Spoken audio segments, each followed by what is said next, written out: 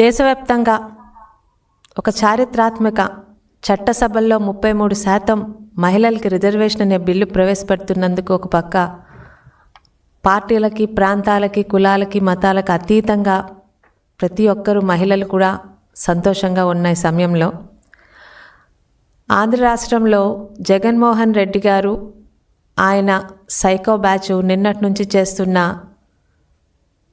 విమర్శలు, కబుర్లు, వాళ్ళు చెప్పుకుంటున్న గొప్పల గురించి మాట్లాడడానికి మీ ముందుకు వచ్చాను. ఇప్పటి వరకు జగన్మోహన్ రెడ్డి గారు వాళ్ళ టీము విలన్లు మాత్రమే అనుకుంటూ వస్తున్నామండి. వాళ్ళు మంచి జోకర్లను కూడా ఈ మధ్యకాలంలో వాళ్ళు మళ్ళీ నిరూపించుకుంటూనే ఉన్నారు. ముఖ్యంగా మాజీ మహిళా మంత్రి గారైన విడుదల రజనీ గారు ఈరోజు ప్రెస్ మీట్ పెట్టి తెలుగుదేశం పార్టీ వచ్చినప్పటి నుంచి అన్ని ఘోరాలు, అకృత్యాలే, అన్ని వర్గాల వారికి, ఇటు మహిళలకి, వృద్ధులకి, పిల్లలకి, యువకులకి అందరి మీద కూడా అకృత్యాలు జరిగిపోతున్నాయని నోటి మాటగా మాట్లాడుతున్నారు. వాటిని కొంచెం సాక్ష్యాలతో సహా, వివరాలతో సహా మీ ముందుకి చెప్పాలని మీ ముందుకు వచ్చాను. జగన్మోహన్ రెడ్డి గారి హయాంలో ప్రజలు ఎంతటి నరకం అనుభవించారో ఈరోజు సాక్ష్యాలతో సహా తెలుగుదేశం పార్టీ కానీ, తెలుగుదేశం మీడియా కానీ మీ ముందుకు తీసుకురాగలదు. కేంద్ర సంస్థ ఎన్సీఆర్బీ 2023లో సంవత్సరానికి విడుదల చేసిన నివేదిక ఒక్కసారి గూగుల్లో తెప్పించుకుంటే ఎవరి సాక్ష్యాలు మనకు అక్కర్లేదు. జగన్మోహన్ రెడ్డి గారి హయాంలో ఆంధ్ర రాష్ట్రంలోని నేరాలు, ఘోరాలు ఎంత హైయెస్ట్ పీక్ స్టేజ్కి వెళ్ళాయో ఒక్కసారి ఆ నివేదికే మనకి తెలియపరుస్తుంది. ఇంతటి దమనకాండ దక్షిణాదిలో ఏ రాష్ట్రాల్లోనే అవ్వలేదు. మనకంటే వైశాల్యంలోని ప్రజల్లో ఎక్కువ సంఖ్యలో ఉన్న ఇటు కర్ణాటక, తమిళనాడును దాటి మరి జగన్మోహన్ రెడ్డి హయాంలో ఆంధ్ర రాష్ట్రంలోని ప్రాంతాల మీద, అన్ని కులాలు, మతాలు, అన్ని వర్గాల మీద ఎలాంటి దమనకాండ జరిగిందో ఈరోజు సాక్ష్యాలతో సహా మీడియా నిరూపిస్తుంది.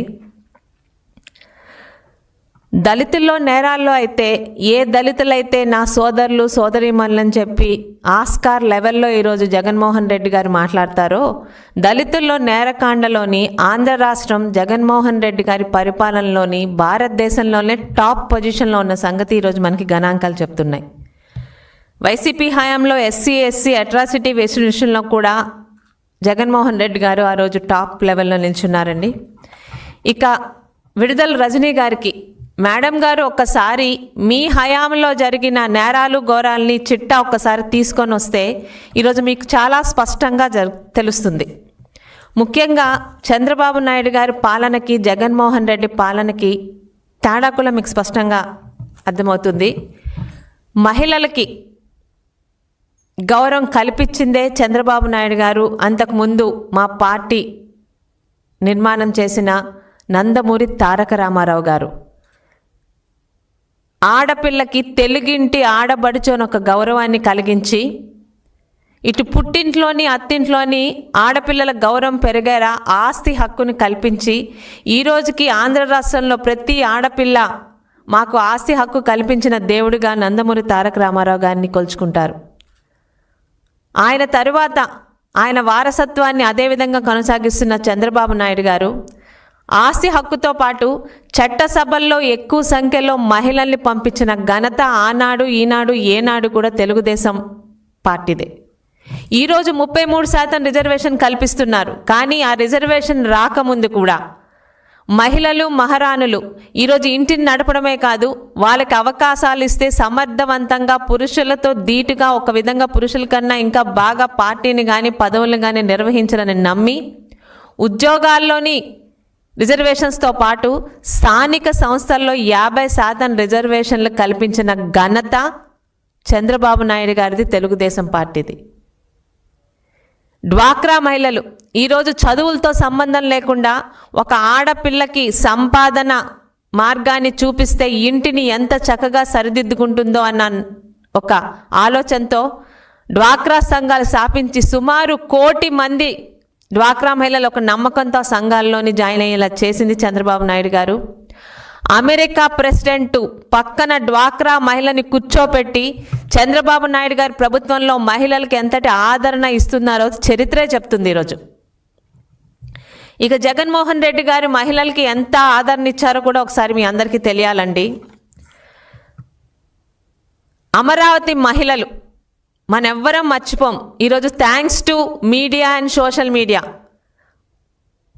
ఈరోజు వీడియోల సాక్ష్యాలు మరియు ఫోటోల సాక్ష్యాలు ఉండడం వల్ల ఈరోజు మీ ముందుకు మళ్ళీ జగన్మోహన్ రెడ్డి గారి దమనకాండని మీ అందరికీ మళ్ళీ నిరూపించగలుగుతున్నాం. అమరావతి మహిళలు చేసిన పాపం ఏంటండి? చంద్రబాబు నాయుడు గారు 2014లో మనల్ని రాజధాని లేని రాష్ట్రంగా నడి రోడ్డు మీద పెడితే తెలుగువాడి పౌరుషం చూపించేలా అమరావతి రాజధాని పెడతామని అమరావతి కూడా ప్రతి ఒక్కరు ఆమోదంతో తీసుకొచ్చారు.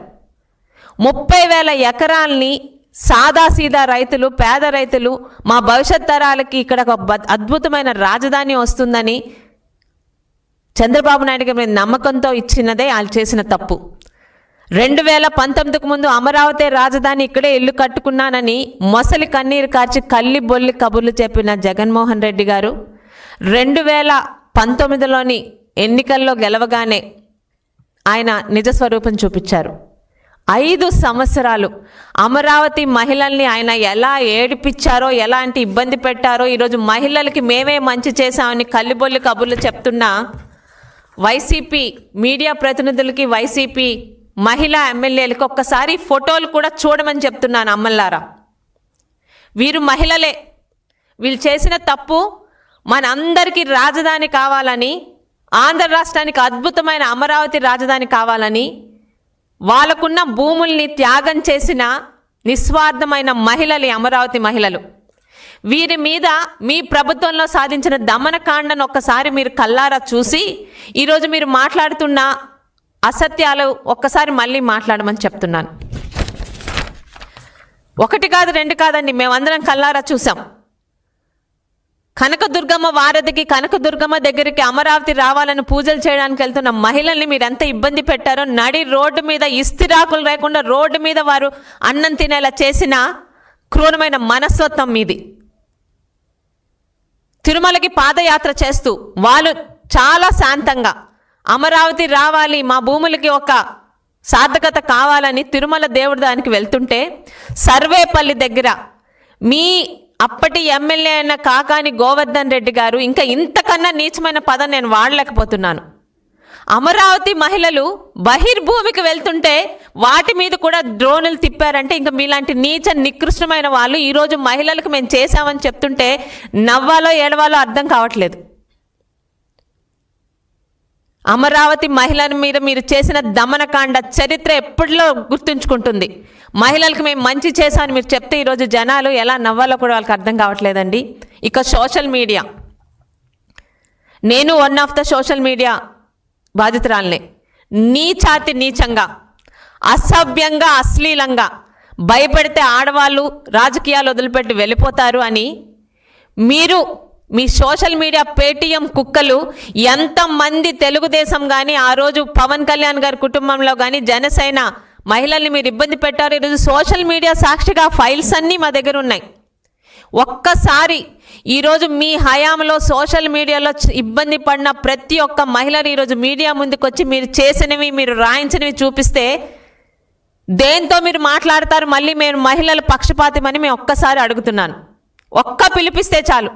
ఈరోజు శ్రీకాకుళం నుండి చిత్తూరు దాకా, కడప నుండి కర్నూలు దాకా మీ వల్ల ఇబ్బంది పడి కుటుంబాలు ఎంత ఇబ్బంది పడ్డాయో ఆ మహిళలందరూ నేను ఒక బాధితురాలనే, నాకు తెలుసు ఆ బాధలు. ఎవరిని వదిలిపెట్టలేదు మీరు.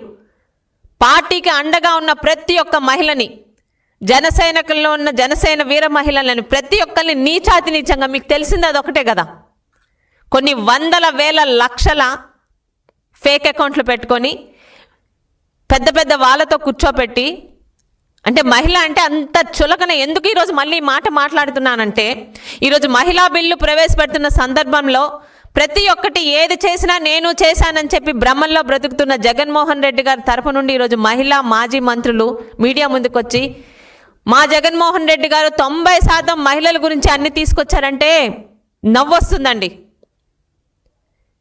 ఆఖరికి స్వయాన మీ జగన్మోహన్ రెడ్డి భార్య గారి మీద ఎవరో మా తెలుగుదేశం కార్యకర్త ఒక తప్పుడు మాట పెట్టి తర్వాత ఆయన క్షమాపణ అడిగినా కూడా మహిళలంటే ఈరోజు ప్రతిపక్షంలో ఉన్న మహిళలకు కూడా మేము అదే ఆదరణ ఇస్తాము అని చెప్పి చంద్రబాబు నాయుడు గారు మా సొంత కార్యకర్తను చూడకుండా కూడా ఆయన్ని శిక్షించి లోపల పెట్టారు. అది తెలుగుదేశం చంద్రబాబు నాయుడు గారి క్రమశిక్షణ, మేము మహిళలకు ఇస్తున్న ప్రాధాన్యత.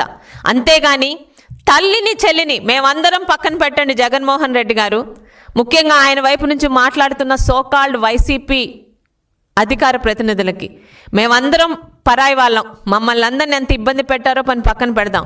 సొంత తల్లిని చెల్లిని కూడా జగన్మోహన్ రెడ్డి గారి ఊరుకోలేదంటే ఇంకా మీరా అండి ఈరోజు మీడియా ముందుకు వచ్చి మహిళా పక్షపాతి జగన్మోహన్ రెడ్డి గారు అంటే జనాలు దేంతో నవ్వాలో కూడా అర్థం కావట్లేదు.